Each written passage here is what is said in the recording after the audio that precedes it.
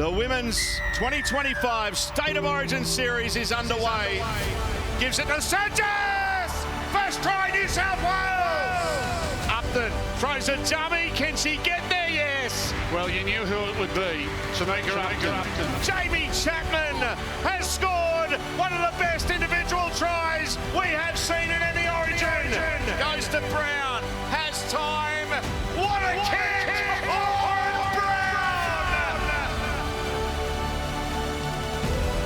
Yes, hello and welcome to a very special edition of the NRLW WRAP, brought to you by our great friends at Westpac as we count down to Women's State of Origin 2 at Allianz Stadium tomorrow night. Joining me here in the Channel 9 studios, we have Millie Elliott and Alana Ferguson. Doesn't it just feel like yesterday we're up at Suncorp Stadium and already we're here for Game 2? Alana, how pumped are you? Ooh, I'm sitting at about a 10. 10 out of 10? I'm at a 10, to be honest.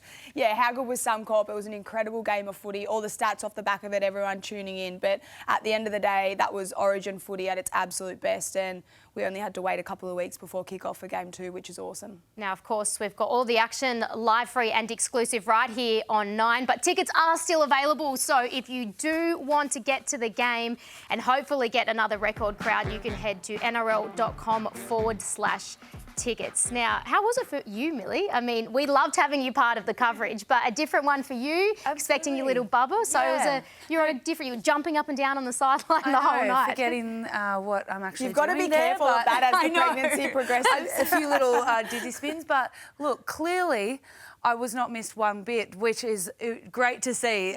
They just played so well. It was what I loved most about it was their second half. You know, they went in the sheds at half time and it was very close, but they just absolutely dominated in that second half, which is where we've sometimes fallen apart. So it was good to see. Well, we have so much to look forward to here on the NRLW WRAP. We are going to go inside both camps ahead of Game 2. Alana is going to break down the X's and O's of the game plans. Lav is back as well with the Social Lab, everything you need to know across the world of social media. So stick with us, but first we are going to recap some of those highlights from Game 1. And Alana, as you mentioned, that second half performance from the Blues, they were just in complete control. And it seemed like as the match wore on, they just got better and better. And you're thinking, you know, if they had another 10, 15 minutes, they probably could have put another 20 on the Maroons. Yeah, I think it was a masterstroke from John Strange. He's come in to coach his first ever Origin game, and you could see from the outset, even in that first half, that there was so much intent behind what New South Wales Sky Blues were doing.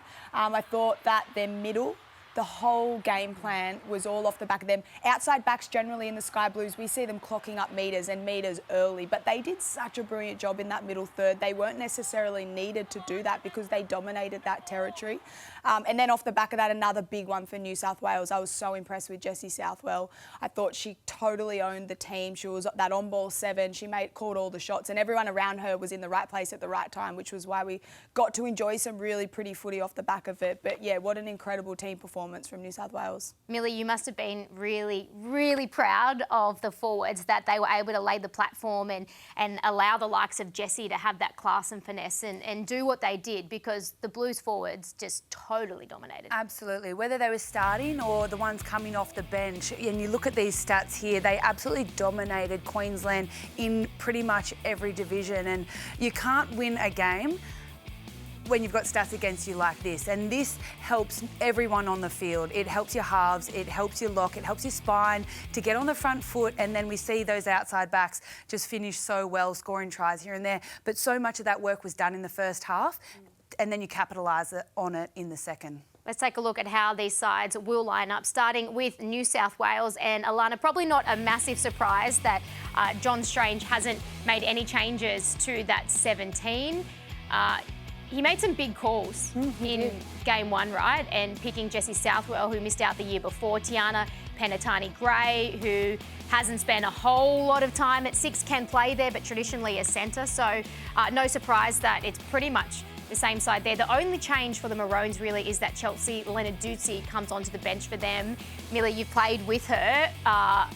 Experience there, a bit of mongrel as well. Absolutely. Good call from the Maroons, do you think? Oh, look, I think it's a silly call that they didn't put her in the first game. I think not only you know, herself would have been disappointed, but her teammates would have been a little bit disappointed. We know that Chelsea Lenarduzzi brings Origin footy and she knows what it's all about.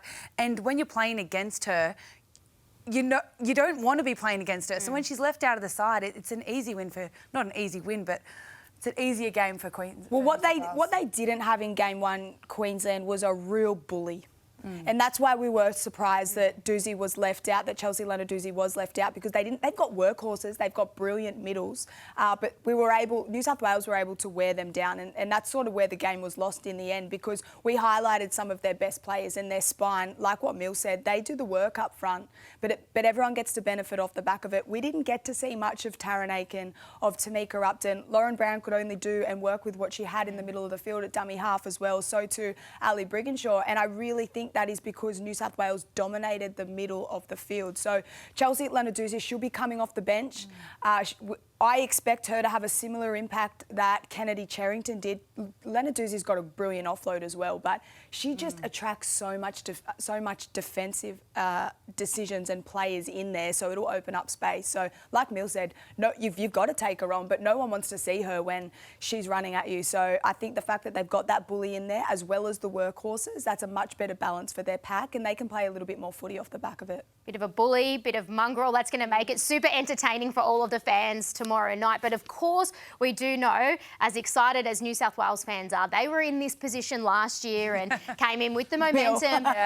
Sorry, Millie. PTSD. Still. Okay. Well, you know what? We're just going to make that PTSD a little bit worse, because we're going to show the Lauren Brown field goal from last year, because, you guys, honestly, you were minutes from wrapping up the first 3-game series that we've ever had and making history, but torrential conditions up there in Newcastle. That try from Tiana, it was like it had been coming for so long, and then when she got that try, I was thinking, we're over here. I knew there was a couple of minutes left, but it was Romy Teitzel's kick. It was an ugly kick along the ground, and it was wet, and it just went out past the 10. They got the ball back, and Taryn Aiken just took advantage of some tired middles and got through them.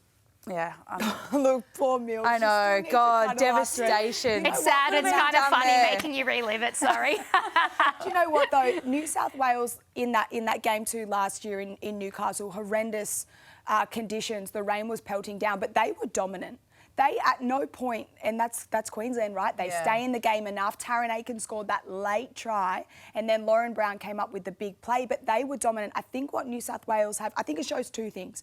One, how dangerous their key players can be, and we saw Taryn Aiken and Lauren Brown stand up. You throw Tamika Upton into the mix, and that's even more strife that you're in. But the other thing is I think this New South Wales side have more points in them. And I think a big part of that is the way that they've been coached. But Jessie Southwell, they've got a 7 that's a creator. She can be a ball runner. She didn't have to do it too much because her halves partner, Tiana Penatani, did a lot of that for her, and Olivia Koenig helped with the ball playing. But Jessie Southwell is such a key member, and I think they've got more points in them this year. We'll break down the game plans of both sides coming up very shortly, but for now we're going to head over to the social lab with Lavender Bai, who joins us once again. Lav, what do you think are the moments that really resonated with the fans from Game 1? I think in Game 1, the real winner with the fans was the debutantes, particularly Ellie Johnston. That try, people just rallied around her. They were so stoked for her, which I think is just, it really shows the strength of the team, the strength of really profiling those players on social media. But I think the other real winner, the absolute fan favourite by far and away, I sound like a broken record at this point, but it's got to be Kennedy Cherrington. And Kennedy, she definitely brought the game, but why is she such a fan favourite, Love? I think whether you like her or you hate her, Kennedy Cherrington, she's been doing her social media stuff for so long now, and she's got a real personality and sticks to that. She is out there creating content behind the scenes, bringing people along on the journey, especially the other stuff she does outside of footy. Feels like every week she's posting a video with Greg Inglis, just having fun. I feel like that really sells the story. So then when she's on the field, people want to rally around her. She is as genuine as they come. Love your work. We'll chat to you again in a little while. But stay with us here on the NRLW WRAP, brought to you by Westpac. After the break, we are going to chat to the hero from Game 2. Look away, Millie. This is the Lauren Brown field goal, and she joins us next.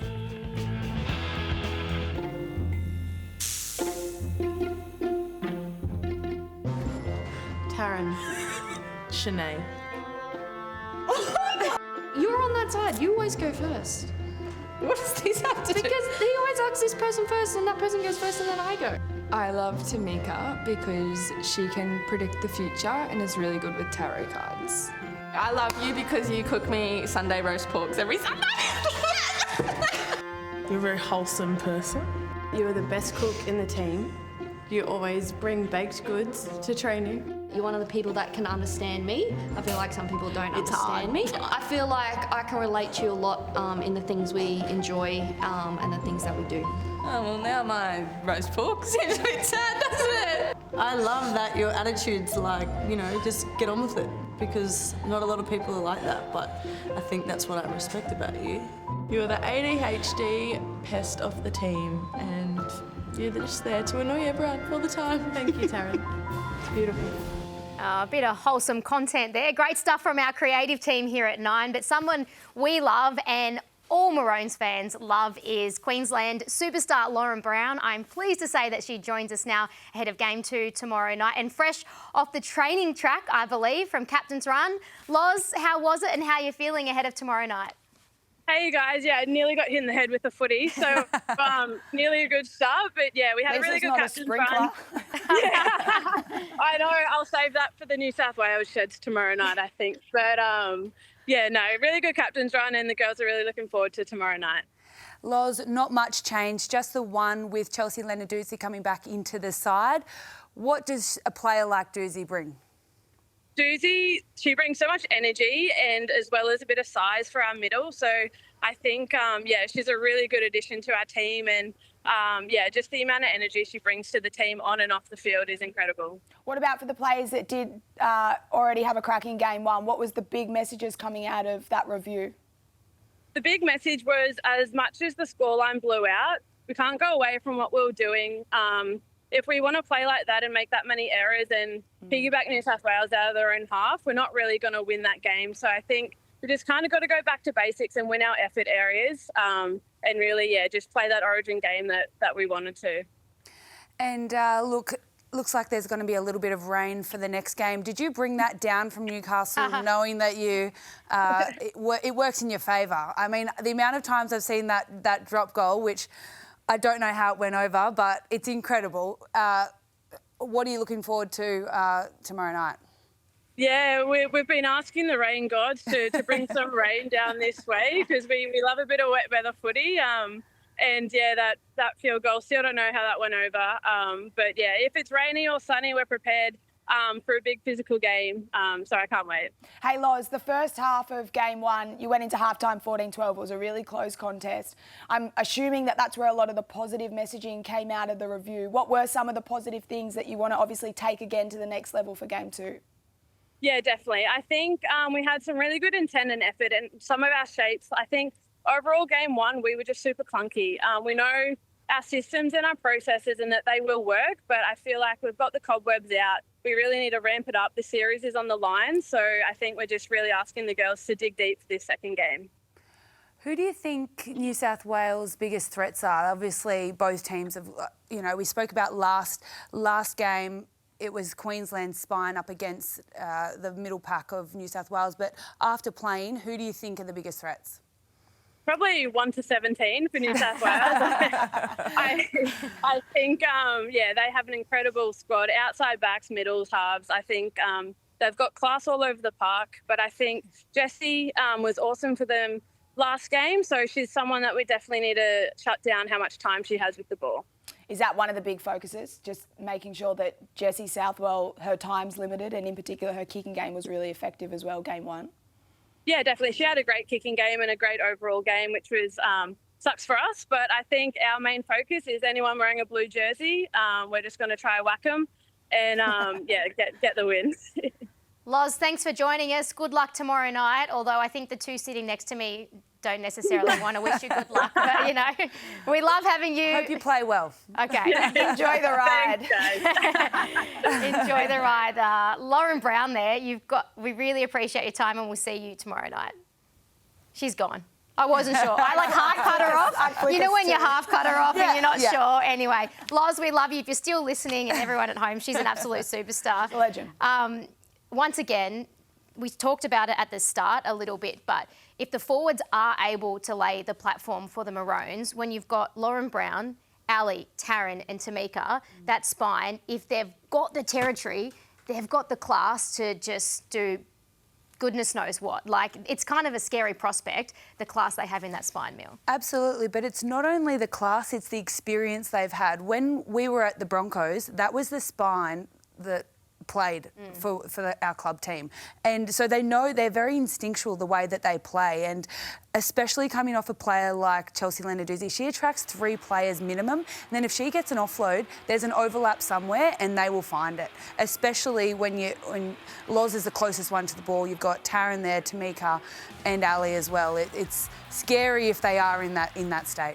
Without saying too much, Lauren Brown pretty much answered a lot of what Queensland are looking to do, and I think she nailed it with the effort areas. That obviously comes into play in so many different facets of the game, but if their line speed improves, if their extra efforts around the footy, those support lines when their forwards are trucking it up or their outside backs come and help, they need to dig that little bit deeper.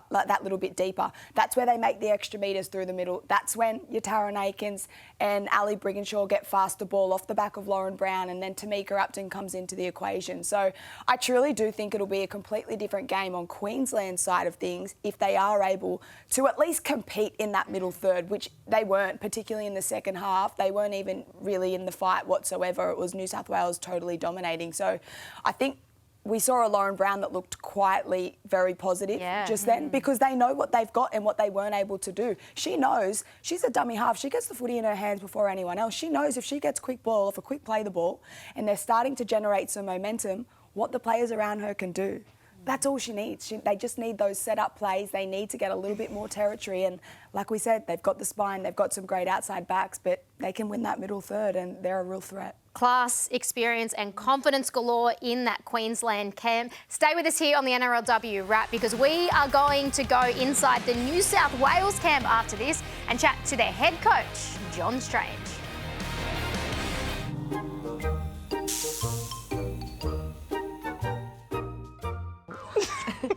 Oh gosh.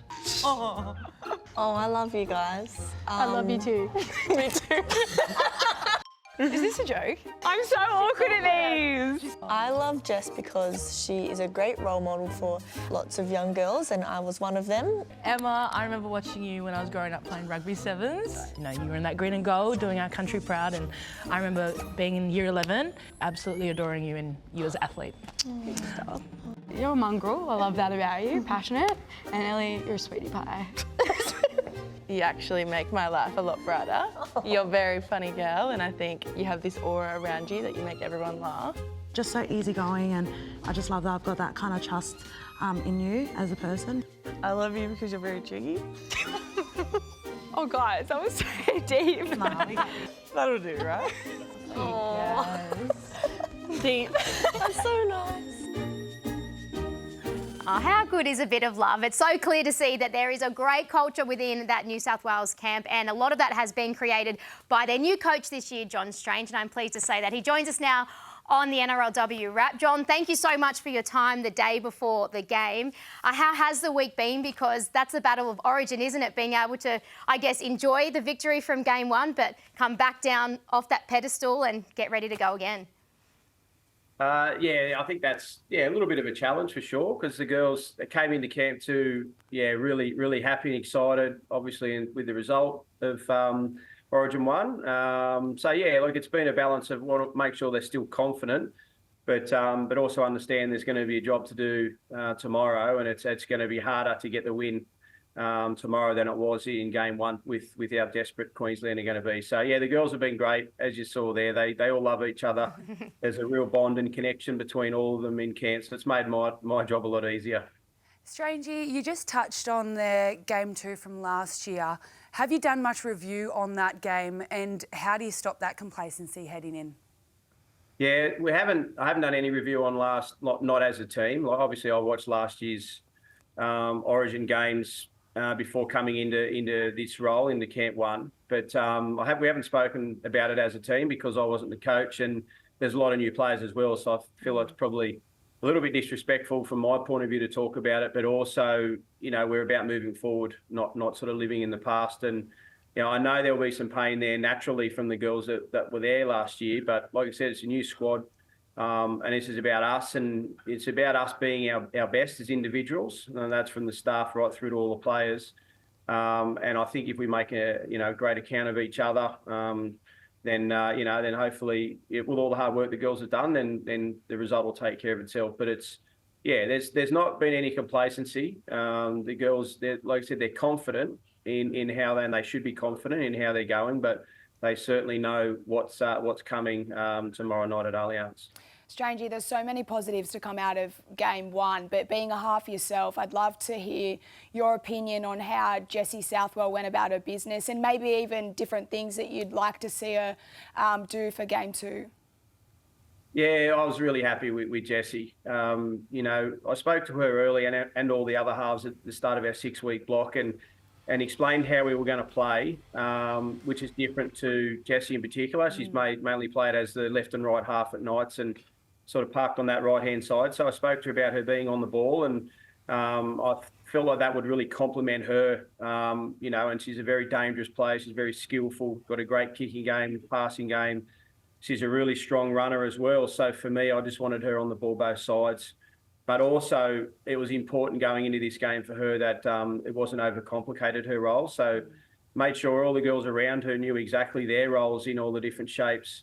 And then Jessie just had to literally think about herself. And I felt like that it took a bit of pressure off her. So, because she is still young, but such a talent. So, and I felt like she really guided that side around. And, there was a lot of standouts in that game that got sort of noticed. But for me, if your side goes well and scores plenty of points, generally the halfback doesn't get mentioned. And I think it's a really positive light that she probably wasn't the main focus, because she just did a job, steered the team around and got the ball where it needed to go. So, but she's come into camp too, and she's grown again. Like, I can see she's asking different questions, and she said she's even thinking about the game on a clearer note than she did going into camp 1. So she's just going to keep getting better and better for us for a long time.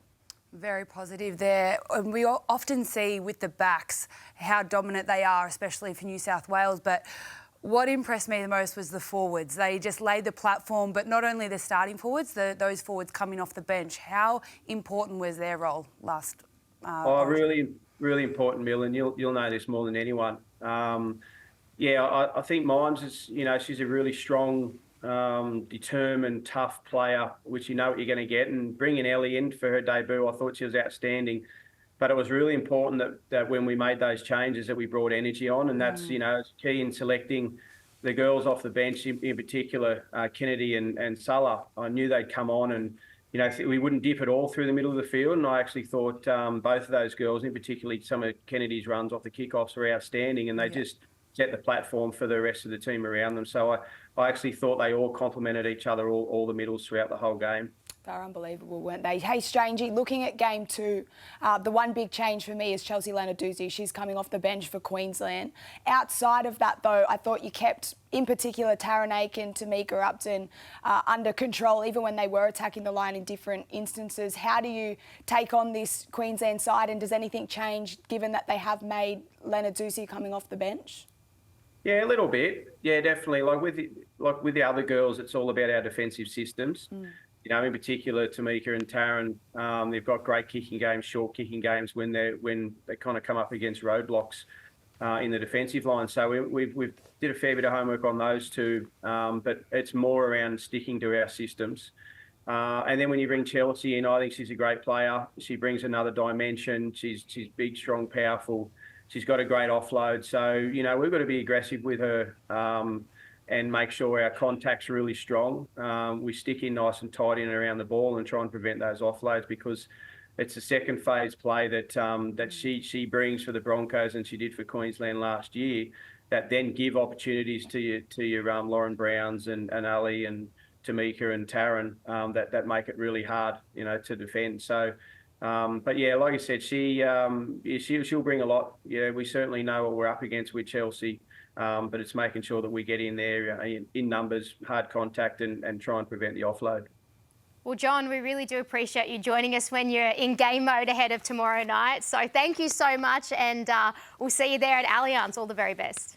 All right, thanks for having me on. Cheers. Thanks, Strangey. Blues coach John Strange there, and your Roosters coach as well. You can honestly see, we heard the girls talking about it after the match in game 1, but the connection that he can build with the players, you can see the way he speaks of the passion, like tactically, but just... He shares enough about his football brain without giving all the secrets away, doesn't he, Strangey? Like, even just listening, every encounter that I've ever had with him, but even just listening to him then is a prime example. I'd love to be coached by Strangey. Like, what a mastermind. He is such a great coach, and the way that he breaks the game down for the girls want to learn. They want to know why. They want to know what the next step is. They know that they've got plenty to learn, and Strangey's got all the tools to be able to get the best out of you, and that's what makes him such a great coach. He knows what to say at the right time, but he also gives the people that need it, whether they just need to concentrate on themselves or they need to work on the game plan and those players around Well, it was fascinating how he broke down exactly how he dealt with Jessie Southwell, because she's always been that player that she's always needed a coach like John Strange to really see her true colours. So can only imagine the kind of confidence she's going to come out with in game 2. I was about to say, but not only that, for the rest of the season, for the Knights as well, it's great for all of the players in New South Wales to have this coaching moving forward, because it's great for the game.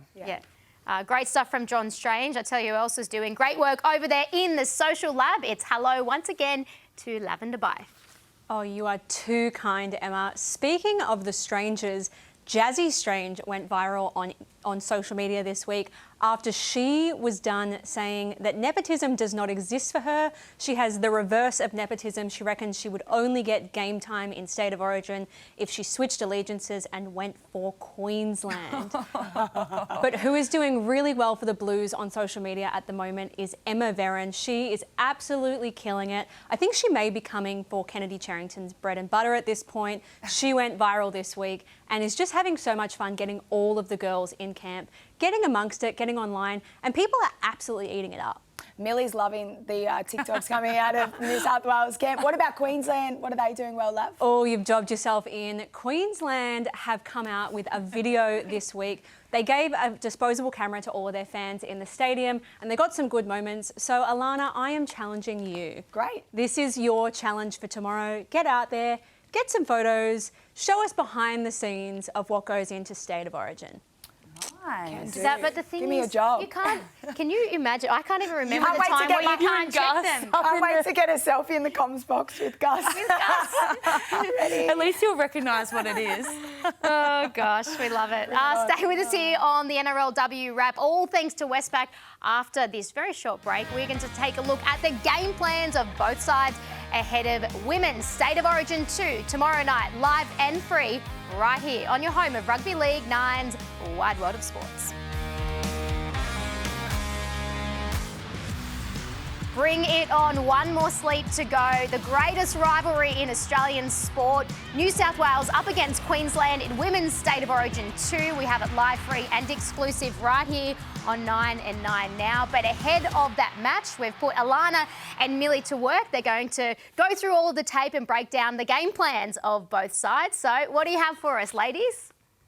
Thanks, Em. Yeah, Mill and I, we've been breaking it down all week to pull out these clips. Now, we're going to kick it off with New South Wales, but the big one for me, Olivia Koenig at lock. I thought she was outstanding last series, last year, but her game changed and evolved a little bit this series. Now, her first 3 touches were Olivia Koenig taking the line on. She was running the ball, really tough carries, but then it opened up her ball playing ability. You can see her in the middle of the field here on the analyzer. It just helps them play to those edges a little bit better. Now, when I press play, you'll notice that this is probably one pass that Olivia Koenig didn't get it to the hands of her player, but thankfully Jessie Southwell is silky smooth. But just look at the attraction that she forces those defenders to come in, and also the evolution of this is the players outside her, Mill. You've got Yasmin Clydesdale ready to clean up the footy.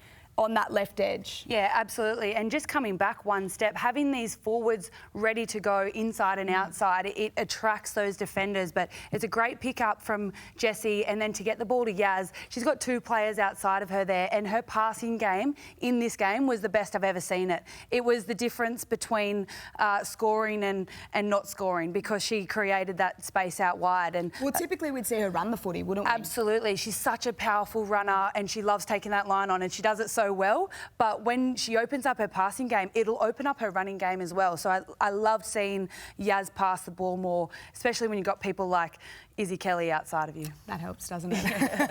Yeah, great work from Koenig and obviously Yazzie Clydesdale. Now, the second one for me that was really obvious from New South Wales, Kennedy Terrington. She came off the bench. What does it mean to be playing for the Blues but to have a player like that off the bench? Oh, it's massive. And it's, you know, you talk about the starting team, but the people that come off the bench are, I would say, more important, because they have to bring an element of destruction to their game.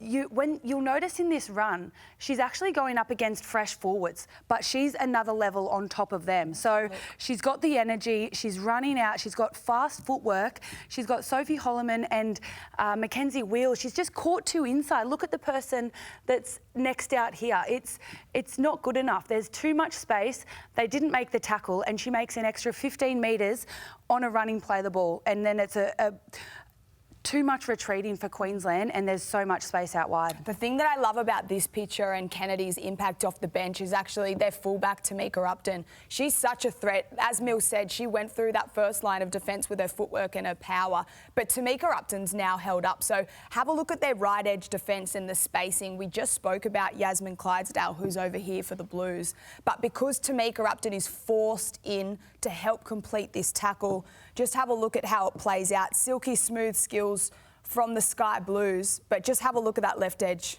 Yeah. It's open, their shape's beautiful. Jessie Southwell's got a hand up. She knows exactly what she wants to do and why, and then it's just those beautiful ball skills. Everyone's playing their role. Yazzie takes it to the line, and it all looks a little bit too easy. But Kennedy Terrington, she actually set up two of Jamie Frazzard's tries, being that run beforehand, the quick play the ball, and it just allows them to have that shift. Absolutely. And I think as a forward, that deserves a try assist. It doesn't get counted, but that's what creates all that work. You saw, you know, when you notice players are out of position too, Romy Teitzel's playing in centres. She's not a centre. She was just outside the post, and that there's way too much space to cover on that side of the field. So they noticed that, they recognised it. Kennedy got on with her run, she played the ball quick, and it's as simple as that. Add it to the stat sheet, you reckon? Yeah. All right, the other one for New South Wales, Jessie Southwell, her kicking game was instrumental for New South Wales. Let's have a look at one of these examples here. 3 times she kicked it for Jamie Chapman, but I just thought her organisation skills and also her execution of kicking it off the boot. She's obviously aiming for this space in here. You've got Chapo nice and wide, but just the execution, the ball drop. The biggest thing that stands out to me in this picture is she was their only genuine kicker starting on the field. There's not enough kick pressure here.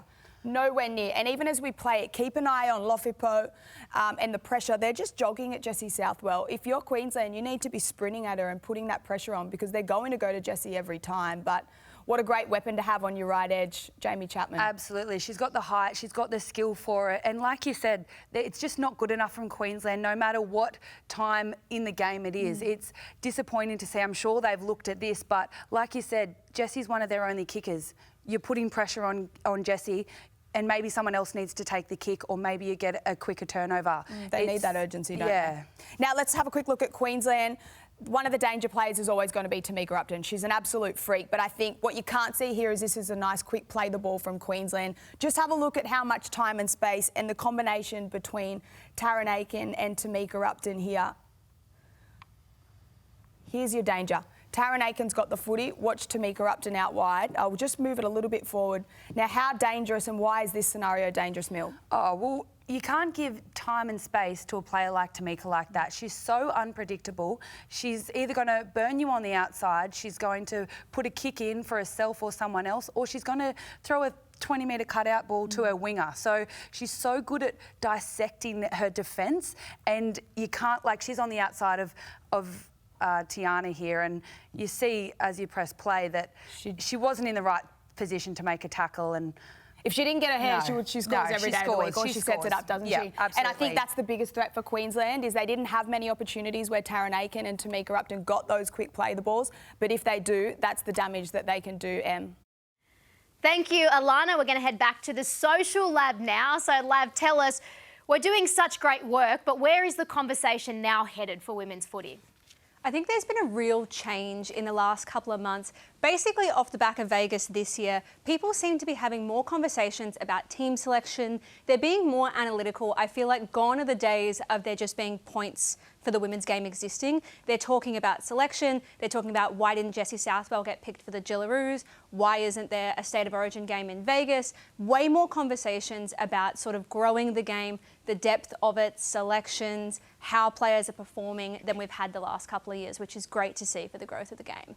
Lav, if you are just getting into the NRLW, who are some good people to follow? I know it's not myself because I barely post anything, so I can rule that out. But who are some people that are doing well on their social media? There's heaps of people talking about the women's game, but particularly there's an account called Watch Her Footy that just absolutely slays the game. She's posting team lists, transfer news, everything that you need to know for all the different teams. She's promoting basically what all the clubs are doing, what the players are doing, and she has news before it seems like anyone else. She's just on the ball all the time. I don't know how she does it, but she is well worth a follow. On top of that, get around your clubs. I feel like every club now has their own women's page. I know the Knights just dropped theirs painfully late a couple of weeks ago, but get around the clubs, get around the players as well, and get around the accounts that are talking about it.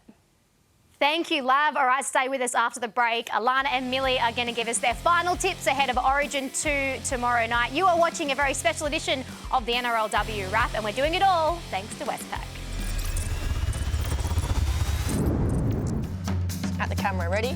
3, 2, 1. It's the biggest. Sorry, I looked down. Oh, you're that one. Watch State of Origin. Sorry, I was like leaving.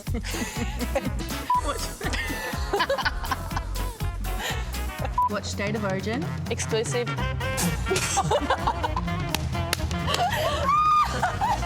It's the biggest rivalry in the game. Sorry, I was looking down. It's really hard. In and out. In. Exclusive. Ooh. I can say it now. Let's go. It's the biggest rivalry in the game. Watch State of Origin. 5 and 3. On Channel 9 and 9 now. Let's go.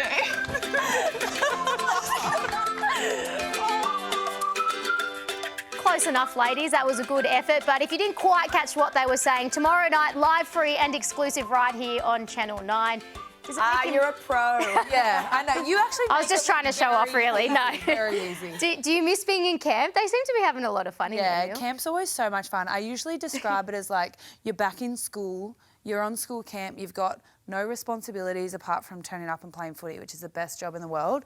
And you get cooked for, you get your washing done. Like cooked for even? Yeah. What are you doing? Everything. You literally don't have to lift a finger. It's so good. And then you get back into the outside world and you're like... Except I hate the ice baths, see ya. Yeah, don't miss those. And you know what I don't miss? Warm-ups. I hate warm-ups. Sorry. But apart it's from like that, a classic middle forward. Lazy forward. Too tired. Lazy forward. They don't change, do they? Let's talk tips, player of the match, all of that sort of stuff.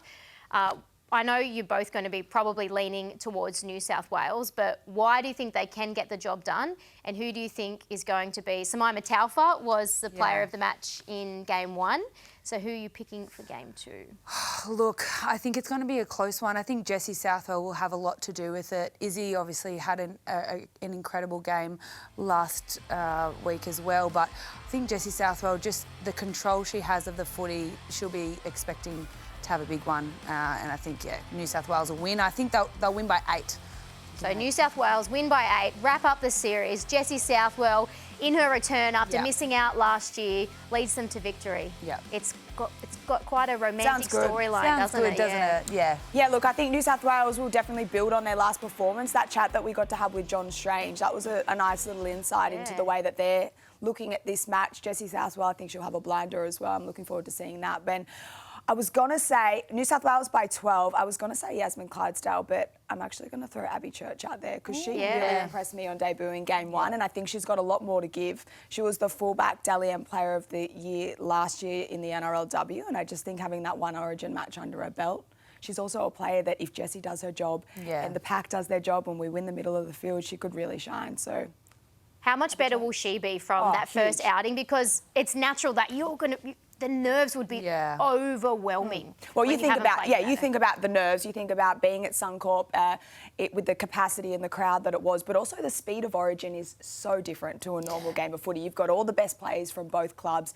Everyone naturally gives a little bit more. So the pace of the game, the new combinations, she hasn't got to play with those players before, and you can only emulate so much at training. So she'll be so much better off for having that run. And yeah, I reckon she'll come out all guns blazing for Game 2. Well, I think Jess and the girls kind of did sum it up, but in case you didn't quite get the broadcast details, one more time, live, free and exclusive tomorrow night coverage from 7:30. It is on 9 and 9. Now, Women's State of Origin 2, bring it on. We still have a little bit more still to come on the NRLW wrap, thanks to Westpac, so we'll see you in just a sec.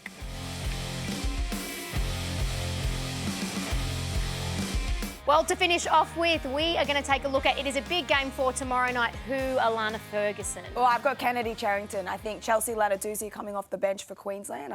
I hope she puts a personal target over her. The Energizer Bunny, who you have, I think it's going to be a big game for Ellie Johnson. She killed it in her debut game with a try and played some big minutes, so it was good to see. I think she needs to back it up, though. So another try from her? Two. I'd like to. Wow, big call. Lav? Queensland. That's it. That's the whole thing. Sydney game. Can they do it? I doubt it. Are you going Queensland, though? Absolutely. Absolutely not. Absolutely not. So we have 3 from 3 New South Wales. 4 from 4, Em. I've got to stay neutral. I'm the host of this. Your nail polish colour. You're the journalist. We hope you enjoyed the NRLW wrap. We'll see you tomorrow night at Allianz Stadium. This has been another presentation from Nine's Wide World of Sports.